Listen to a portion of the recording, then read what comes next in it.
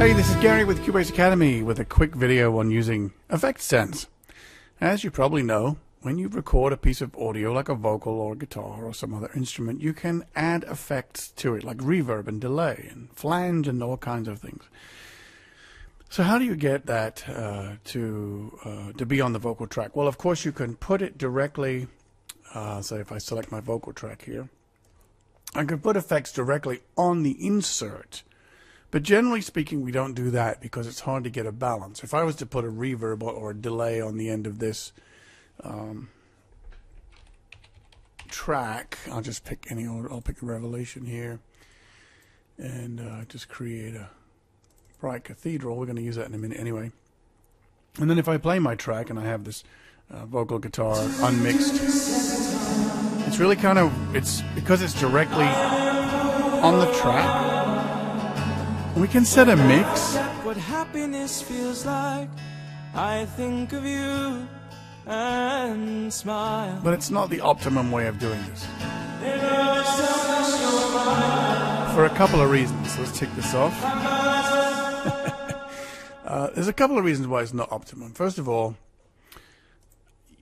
if you have a room reverb, for example, well, you might want to put more than one instrument in it. And if you had to put it on every track, first of all, it's a resource hog. Second of all, if you would decide to change the sound of the room, you'd have to change it on all the tracks. So what we can do is we can create an effects group down here. That's what these are. We have the effects groups turned on in our little channel selector. So I have effects channels turned on, and you can see that they're purple.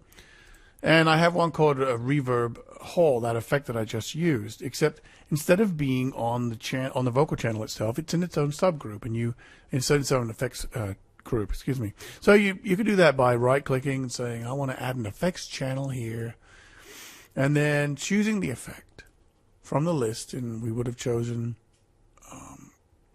in this case, Steinberg, and then we would have gone down to reverbs and Revelation. And then add track, give it a name, add track, and there you have a track like this. So once you have the track, nothing's actually going through it yet. So then what you have to do is for each channel you wish to send to that track, in this case I have the vocal, you have to create a send to that track. And I'll go ahead and turn this off. No bus. There, no, it's gone. And all I did was I went down here and I said I want to send this track to the hall reverb, and by default usually it's on and set to 0. I've just been playing. 0 means it's not adding or taking away anything from the level of the track as it's being recorded. So it's basically whatever is on that, going through that channel fader, that's what's going also to the effects track. We can adjust those volumes here, you see, how much is being sent, and you're not limited to one. I could send the vocal channel to another track. I could send it to the guitar spread effect if I wanted to. I'm not going to in this case. All right. So now this is sending at the volume we want. We can control the amount using this fader, right? Because that is the effect that it's being sent to. So let's go back to. I have a marker set here, so let's go back to my vocal here. And how do you do this every time? And I can control the volume. I am the poet, you're my rhyme. When I forget what happiness feels like, I think of you. Okay. And smile. So the reason I wanted this effect on the vocal at all is because there's this nice little falsetto piece here, and I want to be able to bring up that more spacey reverb and then remove it at the end. And I also don't want to do it manually every time, right? So if I want to add this in right here. I just want you and me. But I want it gone by the time the next vocal comes in. So take. Okay. Now I can automate that. I'll just turn on write automation. And I'll do that again. Tonight, I just want you and me. So take Okay, and that's it, right? So I've got an effect going through to this channel, and I'm automating the amount of. want you and me. So take But the problem is I don't want that reverb to cut off so quickly. I want it to trail off. But if I leave it too long, it's going to pick up the next piece of vocal, which I don't want. So this isn't going to work for me. So what I'm going to do is I'm going to just turn off that automation and set my send back to unity gain or 0. And then I'm going to change where I automate. I'm going to bring up the vocal channel again, the vocal edit here. And I'm just going to say I'm not sending anything at all. Dry, right? Nothing's going to that effect. I'm going back to the falsetto piece that I want to record. as I'm here with And I'm going to turn on right automation. I just And I'm going to just bring it up here. want you and me. So take my Now I let it go for a little longer because I wanted to make sure I had the complete tail of the reverb. I'm going to come back and do a second pass in just a second to show you what else we can do here to fix that. I'm going to do another send here. We don't need to hold the ground. Just hold me closer. Again, I'm going to fade it out here. Okay, so what I'm going to do in my second automation pass, now I've got the fades, is I'm going to turn the channel off, right? So I'm going to hit play, bring up my channel, and I'm going to switch it off right here. Activate, deactivate. So there we go. We see our increasing verb. So take So I was able to turn off the send, so no other vocal was being sent,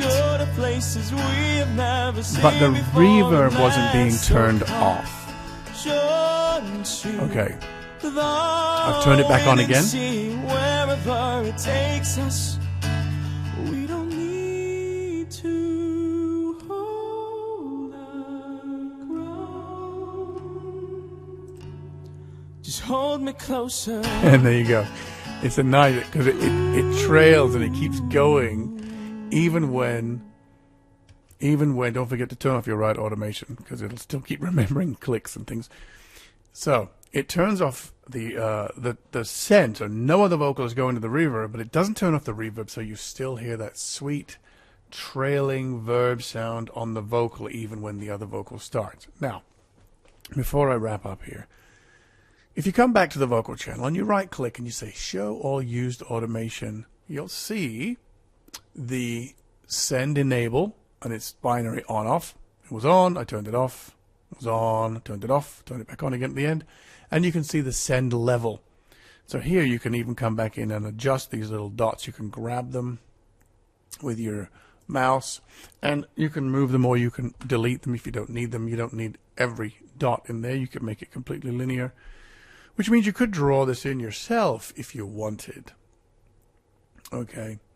And then we can actually watch this happen and listen to it again. As I'm here with you tonight, I just want you and me. So take my... So there you have it. One quick note about these automations. We actually still have automation on this whole. We just turned off automation, but it's still there. You see, still there. So as a cleanup, you can come back and say, "Oh yeah, that's I don't want that left over because if read gets turned on again for something else, that's going to get in the way." So I can select all automation, right, or select all events, I should say. It doesn't select anything. You actually have to have read turned on in order to select the events and then delete them.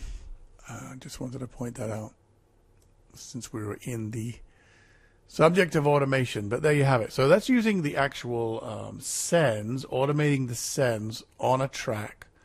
In this case, it was the vocal track to add reverb on your track. Now, you could do this. You could use this to send multiple tracks to an effect channel and have them at different levels at different times, on and off at different times, and it just allows you to have a little bit more flexibility without having to add lots and lots and lots of effects if you don't have the horsepower. It's just a bit more convenient. So that's it. Anyway, if you found it useful, please give me a thumbs up, give me a like, and subscribe. And I really appreciate you watching these videos. I think that Cubase is an amazing tool.